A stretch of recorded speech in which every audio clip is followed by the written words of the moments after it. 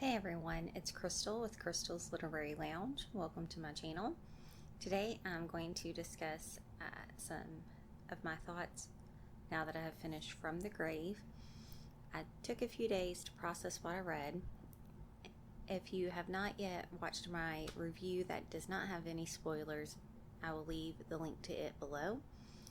In this discussion, there will be spoilers of the book, so if you haven't read it yet, don't watch this. And if you are interested in spoiler free, then follow that link and watch my review. So as I discussed in my review, I thought that Kresley Cole did a great job writing this book, and I do think that it is a very good book. I also have a recap of the Arcana Chronicles as well, and that link will be down below too. Before we get started with some spoilers, please like this video and subscribe. It's absolutely free to do so. So let's start with the cover. So the lava is Richter. The symbol on this cover is Matthews, and the actual title, From the Grave, is actually part of Death's Call. So Death's Call is From the Grave, I Rise for You. In the book, of course, it has a double meaning. For Evie, it's comforting because Eric will always find Evie no matter what. That is their destiny. For Eric's enemies, though, it's bad because he's going to come for them in order to destroy them. Matthew's symbol is important because he's the one who gives the ultimate sacrifice and ends the game. And then, of course, Richter, main villain of this whole book.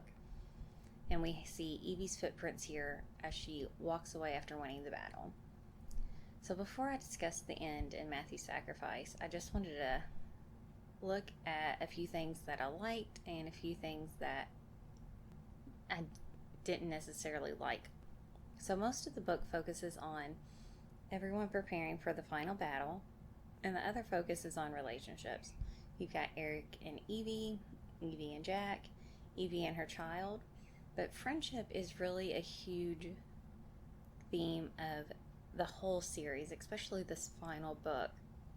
And it's about going through the worst things possible and still having that best friend or friends who have your back.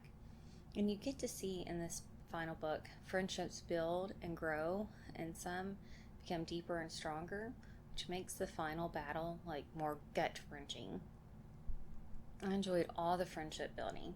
It was very interesting, and I really enjoyed seeing Jack's friendship get deeper with not just Gabriel and Jules, but also with Kentart. So there is a little side quest where it is hinted that maybe Jack is a sword or a minor arcana. In the end, of course, he's not arcana, which of course Matthew kept telling us throughout the whole series.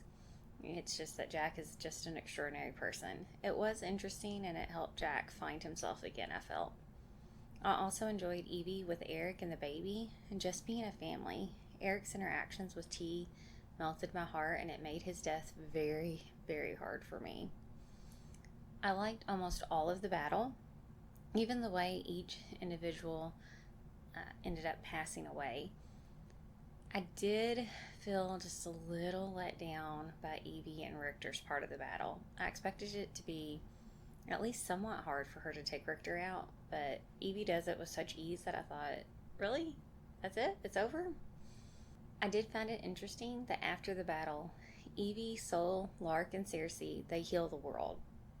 They don't end the game here, but the world is healed and they have to part ways and try to continue to fix the world because, of course, the game is still going on.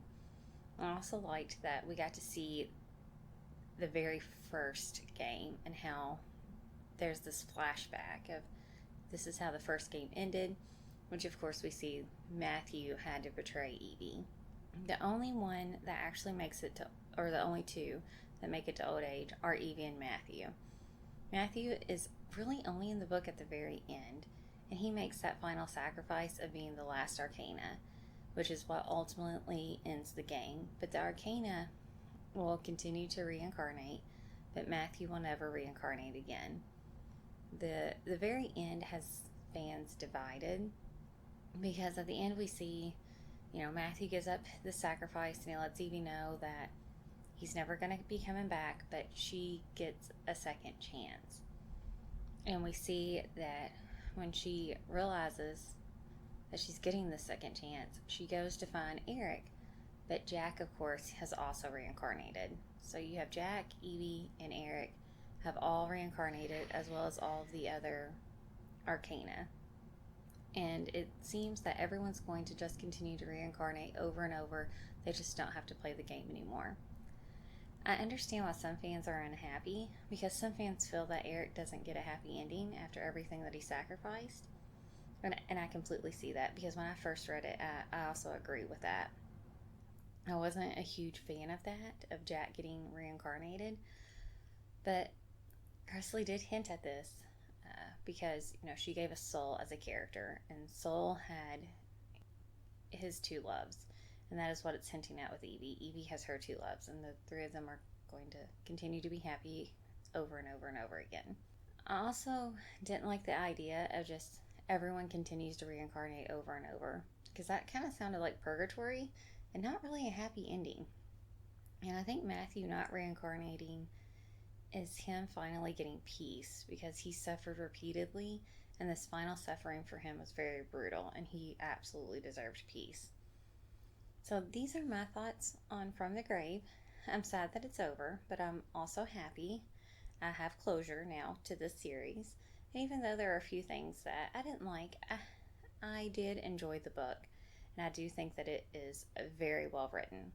Leave me a comment below and let me know what your thoughts are. Thanks for watching, and I'll see you in the next video. Bye.